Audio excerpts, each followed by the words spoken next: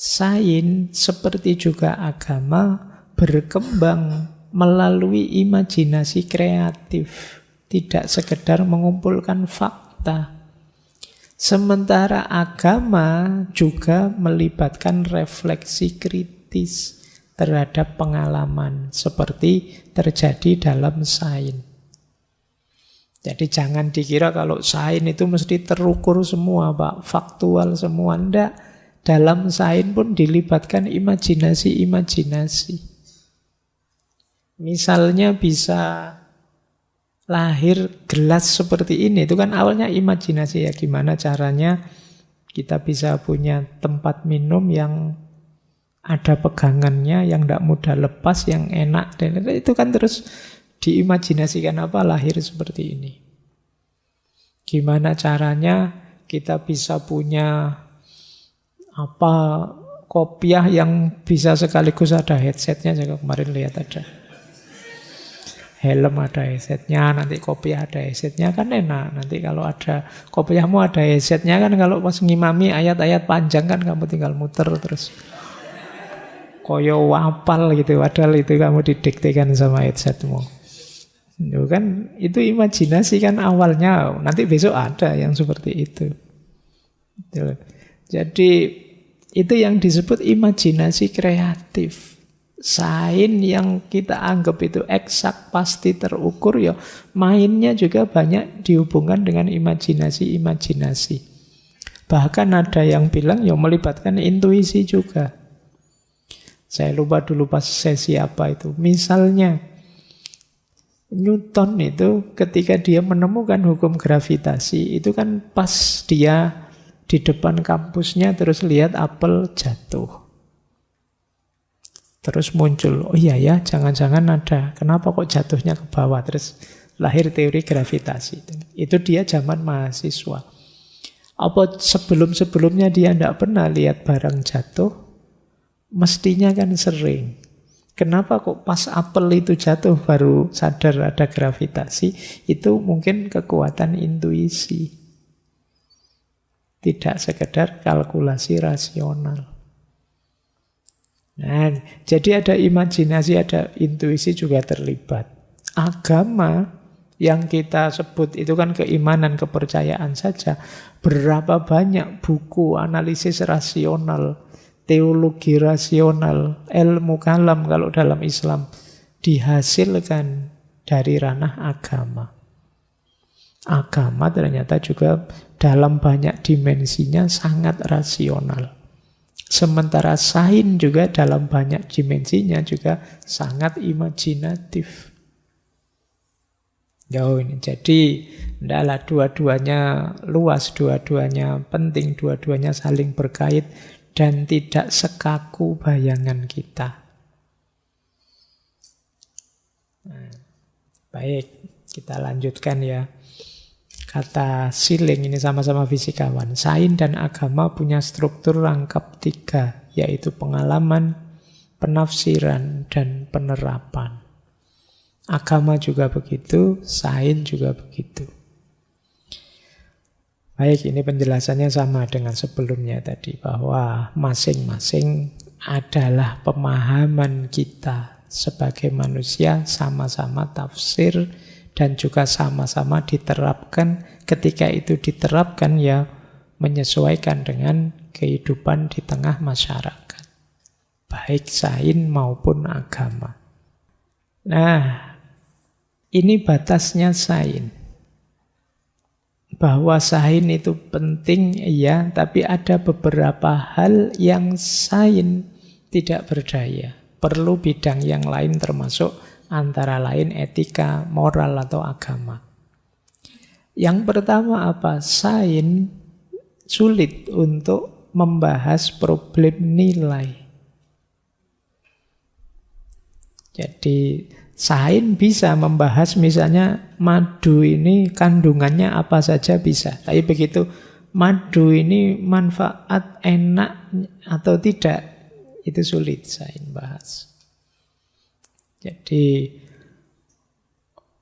mawar sama melati itu mana lebih cantik, itu sulit sains. Tapi kalau dia ngukur zat-zat apa yang terkandung, pengaruhnya apa, itu dia bisa. Tapi baunya lebih enak mana yang lebih asik, mana yang lebih nyaman, mana yang kalau level-level nilai semacam ini, sains sulit masuk. Jadi di level nilai perlu dukungan bidang yang lain. Mana lebih berharga di situ contoh, emas atau baja misalnya. Ya tergantung juga dalam konteks apa. Dalam konteks perhiasan ya emas lah. Tapi kalau lagi bangun bangunan ya tetap lebih kuat baja. Jadi tidak eksak, sesuai kebutuhan, sesuai situasi. Ada nilai yang berbeda. Nah, ini batas yang pertama. Jadi di titik ini nanti antara lain termasuk agama bisa jadi pelengkapnya sains. Karena sains terbatas begitu masuk ke sini. Masuk ke ranah nilai. Terus batas yang kedua, masuk ke ranah moral. Itu juga sains agak sulit. Boleh atau tidak boleh, baik atau buruk, itu sulit. Sains bisa menjelaskan seperti ini loh tekniknya operasi plastik. Kalau kalian mau biar lebih cakep sedikit lah misalnya gitu, itu sains bisa menjelaskan. Tapi itu pantas atau tidak sih, baik atau tidak sih, sains tidak bisa menjelaskan. Sains bisa menjelaskan teknik aborsi misalnya. Kemudian mekanismenya, efeknya, dia bisa menjelaskan. Tapi boleh atau tidak, benar atau salah, itu perlu dukungan ilmu yang lain. Jadi di ranah yang kedua ini sains lagi-lagi tidak berdaya. Aspek problem moralitas.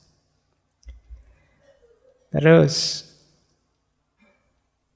sains juga sulit masuk ke ranah supernatural. Bulan lalu kita membahas supernaturalisme. Yang itu cara berpikirnya adikodrati, tidak alami. Ya kalau yang supernatural kan susah dijelaskan secara eksak pakai sains, pakai rumus-rumus sulit. Bisanya spekulasi-spekulasi atau paling tidak analogi-analogi. Kamu kias-kiaskan. Jadi kadang-kadang yang gaib-gaib itu kan kamu bayangkan ya sesuai dengan hal-hal fisik yang kamu pahami. Misalnya kalian diceritain besok itu di akhirat amal baik dan amal buruk kita ditimbang misalnya. Itu kan di kepalamu terus muncul gambar timbangan besar. Itu kan barang supernatural, kamu ngertinya ya timbangan. Jadi ya kamu analogikan pokoknya besok kita ada di bawah timbangan gitu. Terus timbangannya bisa kiri, bisa kanan gitu. Besok kita ditunjukkan amal baik, amal buruk kita. Mungkin terus muncul, wah besok kita nonton film kita sendiri ya. Pikiranmu kan begitu. Kamu membayangkan ada layarnya, terus kamu nonton filmmu sendiri, terus gambarmu sendiri. Ini bisa begitu. Itu berpikir analogis. Karena barangnya sendiri supernatural. Di luar yang alami. Kamu membayangkan Sirotol Mustaqim, jembatan yang, wah itu kan yo bayanganmu kayak jembatan beneran wis. Tapi itu dia kecil sekali seperti rambut yang dibelah 7, yang tajamnya 7.000 pedang dan lain sebagainya. Ini kalkulasi-kalkulasi analogis namanya. Imajinasi main. Kenapa? Barangnya tidak ada. Faktanya tidak bisa diakses oleh panca indera kita. Nah, di titik ini memang sains tidak berdaya. Jadi hal yang supernatural. Makanya Kalau menurut aliran positivisme logis, kalau dalam filsafat, yang supernatural metafisik itu istilahnya tadi meaningless. Meaningless itu bukan berarti salah, tapi dia tidak bisa dikelola secara ilmiah. Jadi kalau mau diilmiahkan sulit, tidak ada faktanya. Nah, ini batas-batas sains. Jadi sains itu hebat, luar biasa, tapi begitu masuk aspek nilai, masuk moralitas, masuk yang supernatural, dia perlu bantuan bidang lain. Nah, sekarang kita mulai jenis-jenis hubungan. Ini yang pertama, jenis hubungan yang tidak enak, yaitu jenis konflik. Nah, ini ya ndak hanya antara sains dan agama, hubungan apa saja kalau konflik ya ndak enak. Hubungan konflik ini yang agama merasa paling benar, sains juga merasa paling benar, saling menyerang, saling menyalahkan, saling menjatuhkan. Biasanya terus main kekuasaan. Barat kenal misalnya kasus Galileo dengan gereja Katolik Roma. Teman-teman juga tahu ceritanya ini. Kemudian kasus-kasus diskusi tidak selesai-selesai sampai hari ini. Kita ini evolusi apa kreasi? Nah, itu sampai hari ini perdebatan. Ada banyak sekali buku yang ditulis. Ini jenis konflik namanya. Dalam sejarah Islam juga ada fenomena pemaksaan pandangan oleh yang punya kekuasaan. Misalnya di era Mu'tazilah, era Abbasiyah itu ada namanya mihnah. Mihnah itu uji pandangan, uji keyakinan. Kalau keyakinannya beda dengan yang diyakini oleh kekhalifahan, oleh dinasti, terus ulamanya dieksekusi. Sama seperti yang dialami oleh Galileo. Jadi di kasusnya Galileo, gereja ingin mengendalikan dunia ilmu. Sehingga lahirlah namanya imperialisme agama. Gereja menolak fakta-fakta yang bertentangan dengan teologi dan mencoba menindas teori-teori ilmiah zaman itu ya. Kebalikannya juga ada, yaitu imperialisme ilmiah. Kalau imperialisme ilmiah itu kebalikannya, ilmunya yang menjatuhkan, menyalahkan agama.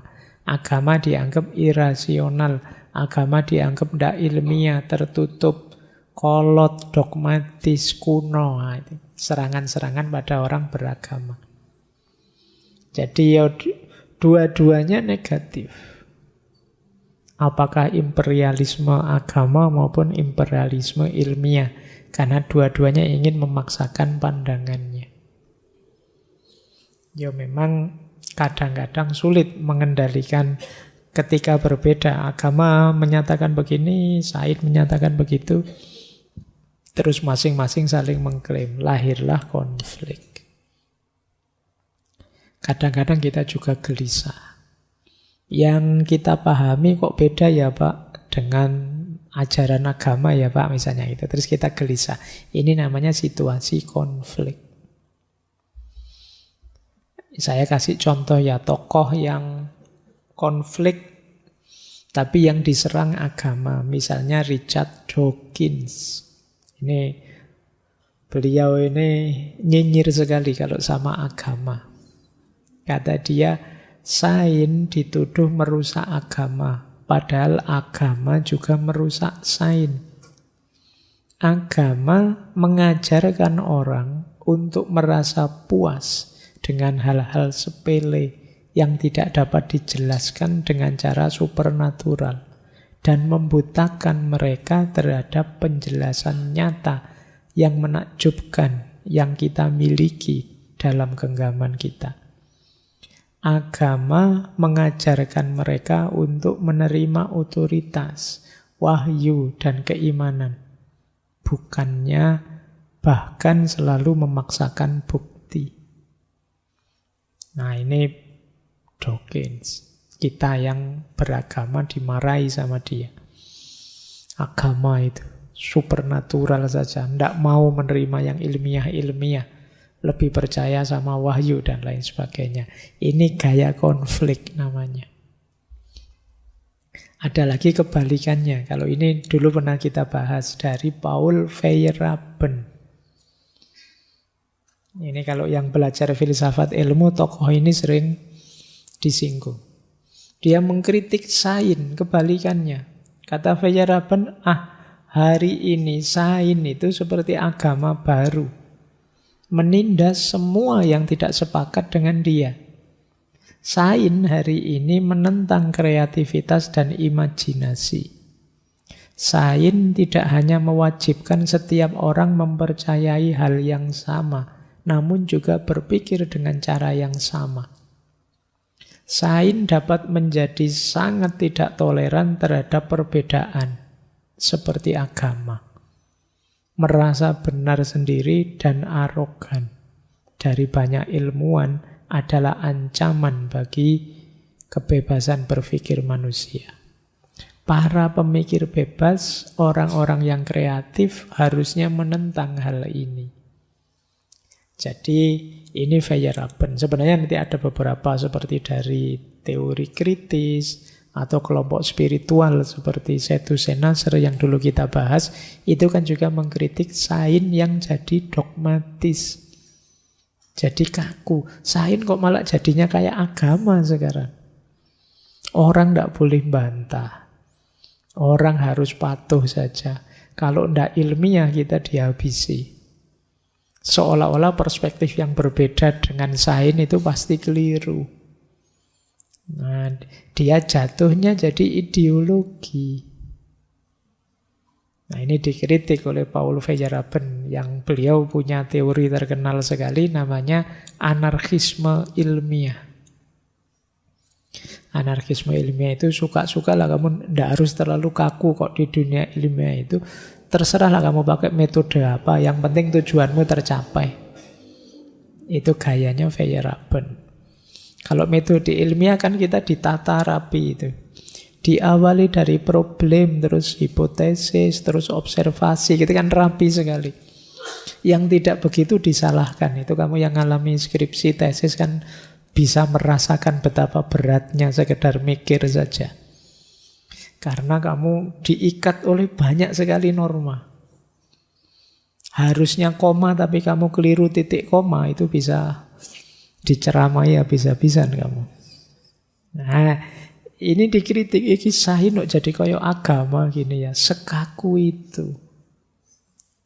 Nah, yang tadi agama juga begitu kan. Agama apa yang menyerang sains. Kalau ini sainsnya sendiri yang ternyata juga dogmatis seperti agama. Cara-cara berpikir begini inilah nanti yang dikenal dengan pendekatan konflik. Tentu saja pendekatan konflik ini tidak sehat untuk kita. Kenapa? Karena dua-duanya penting. Sains ya penting, agama ya penting. Nanti ada pendekatan kedua yang mungkin kita sering pakai ini juga. Namanya pendekatan independen. Cara memandang pendekatan independen itu sains punya jalannya sendiri, agama punya jalannya sendiri. Sains punya wilayahnya sendiri, agama punya wilayahnya sendiri. Kalau sains itu yang empiris logis tadi. Kalau agama itu mungkin yang moral, yang nilai, yang etis. Jadi ini dua hal yang berbeda. Biar jalan sendiri-sendiri. Nah ini kedua. Mungkin kita sering sekali pakai argumen ini. Ya paling tidak ini tidak konflik, tapi tetap sebenarnya belum kondusif untuk hubungan ideal antara sains dan agama. Kenapa bisa begitu? Ini loh kata Ian Barbour, kata dia, kita tidak menjalani hidup ini secara terbagi rapi dalam kompartemen-kompartemen yang terpisah. Kita mengalaminya secara utuh dan saling berhubungan sebelum kita mengembangkan disiplin ilmu tertentu untuk mempelajari berbagai aspeknya. Ya memang faktanya agama mengurusi ranahnya, sains mengurusi ranahnya. Tapi dalam hidup kita dua-duanya jadi satu. Campur. Nanti kalau kita pisah-pisah seperti ini, nanti itu kan agama. Sekarang saya sedang jadi ilmuwan ini. Nah, agamanya nanti saja. Nanti bisa jadi begitu. Kalian melakukan penelitian-penelitian yang membahayakan manusia misalnya. Bahaya atau tidak itu kan nilai. Begitu, Mas, jangan neliti begitu dong. Itu dosa lo, merusak lo, bahaya. Enggak apa-apa, kan ilmiah ini konteksnya. Zaman saya awal-awal dosen dulu ada mahasiswa yang penelitiannya tentang religiositas PSK di Sarkem.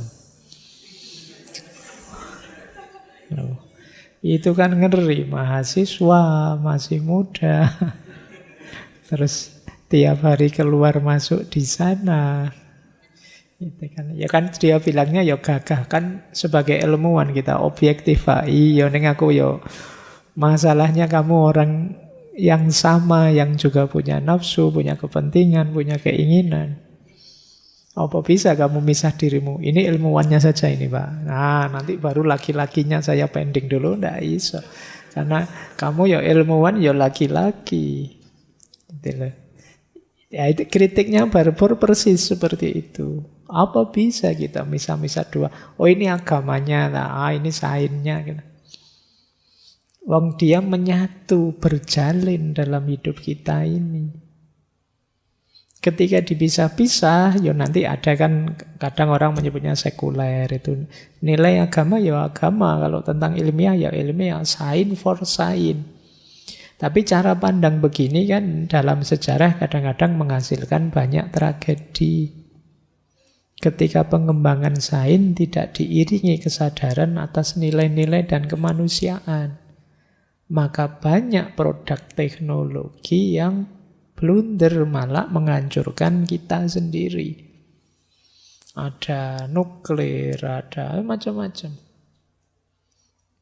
Jadi ini paradigma independen ini memang tidak tabrakan, jalan sendiri-sendiri, tapi kurang fungsional. Karena dalam praktek menjalankannya bareng dua-duanya. Kita ya orang yang sama, yang beragama, yang sekaligus berilmu. Lagi-lagi ya, setelah independen ketika masuk dalam diri kita jatuhnya bisa konflik lagi sudah. Jadi ini solusi kedua. Ya mungkin sampai level tertentu solusi ini bisa kita pakai. Itu kan ilmu. Ini agama loh, itu mungkin bisa begitu. Tapi tidak selalu bisa kita pakai. Di banyak kesempatan nanti bisa konflik, bisa tabrakan. Ketika isi dan kepentingannya berbeda. Baik, saya lanjutkan. Itu yang kedua. Sekarang yang ketiga. Nah, yang ketiga ini baru banyak diapresiasi. Kalau bisa ya paling tidak ilmu dan agama itu saling berdialog. Dialog itu kan berarti saling memberi masukan. Kenapa sih Pak kok harus dialog? Yang pertama karena dua-duanya penting. Dua-duanya kita hayati, kita fungsikan dalam hidup. Rasanya tidak ada yang boleh harus dikorbankan. Baik sains maupun agama. Berarti ya harus dua-duanya kita bela. Sementara kadang-kadang tabrakan. Di situ gunanya dialog. Yang kedua, baik sains maupun agama tadi sudah dijelaskan ya, dua-duanya sama-sama tafsir, sama-sama pemahaman kita. Berarti ya selevel saja, tinggal siapa tahu pemahaman kita yang keliru atau harus disesuaikan lagi, harus dipaskan lagi misalnya. Loh ini dasarnya Al-Quran ya Pak? Iya, Al-Qurannya pasti benar, tapi pemahamanmu tidak. Karena kita ini manusia, bisa salah dan mungkin salah. Maka jangan ragu-ragu untuk mencari wawasan baru, masukan baru untuk memahami lebih baik. Kita memahami agama dengan bantuan sains kan oke. Kita mendalami sains dengan memperhatikan perspektif agama juga kan lebih utuh. Baik, yang ketiga tadi juga sudah dijelaskan, yang ilmiah itu ya isinya tidak selalu rasional empiris, juga ada imajinasinya, ada intuisinya. Agama yang menurut kita hanya keimanan, ya rasionalnya juga banyak. Karena itu sudut pandang agama dan sudut pandang sains sangat mungkin dipertemukan. Kita membahas masalah dari berbagai perspektif. Lingkungan, kedokteran, penelitian, itu kan bisa kerjasama antara agama dengan sains. Agama dari sisi nilai moral dan spiritualnya, sains dari aspek teknis empirisnya. Nah, dua-duanya jadi utuh kalau saling berdialog, saling memberi masukan. Ini jenis interaksi yang ketiga. Nah, kalau yang seperti itu banyak yang menyarankan. Misalnya, saya ambil dari Paus Yohanes Paulus II. Beliau menyatakan, sains dapat memurnikan agama dari kesalahan dan takhayul. Dan agama dapat memurnikan sains dari penyembahan berhala dan memutlakkan yang salah. Nah, kadang-kadang kan misalnya begini loh, kalau dalam Islam itu misalnya ada teori namanya teori taskhir. Kita itu bisa bertauhid secara murni ketika kita bisa menaklukkan alam semesta. Jadi kita berdaya di hadapan alam, bukan tidak berdaya. Ini namanya taskhir, menaklukkan alam semesta. Loh, untuk bisa menaklukkan alam semesta ini kan bekalnya sains, bekalnya ilmu pengetahuan.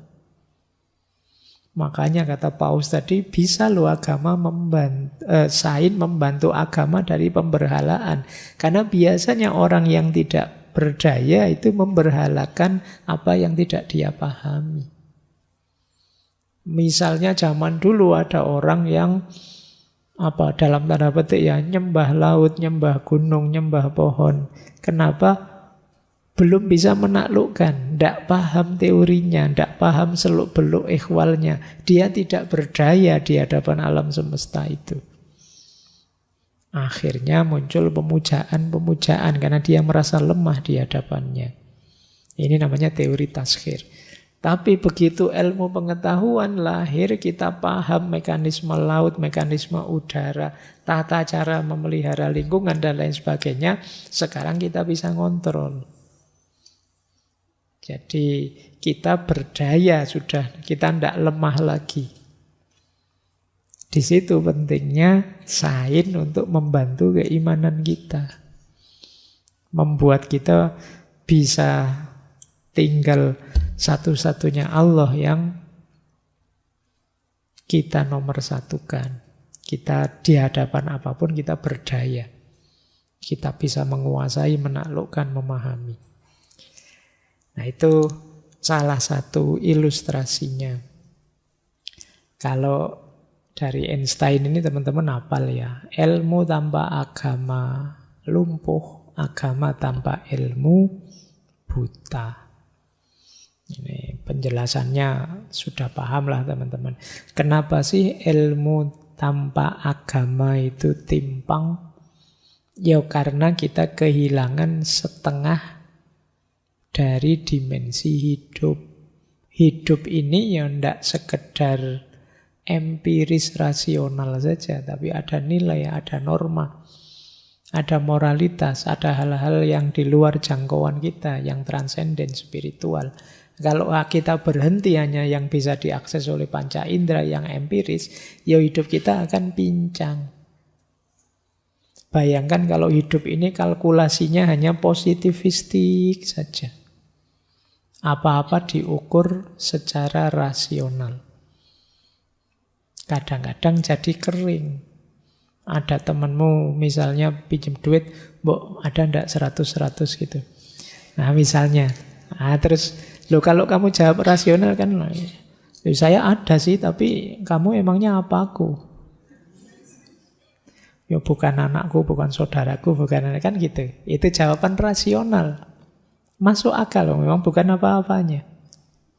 Tapi kalau hanya pakai akal, ya jadinya kering. Coba ganti sudut pandang. Pakai hati nurani kah yang berhubungan dengan nilai kemanusiaan, jawabannya mungkin berbeda. Nah, itu makanya disebut timpang. Kamu ngertinya dunia hanya setengah. Ilmu saja membuat kita pincang. Agama saja tanpa sains buta. Kenapa begitu? Agama itu basisnya keyakinan. Keyakinan kalau tidak diimbangi dengan pemahaman, kalau dalam agama kan kadang kita menyebutnya taklid buta.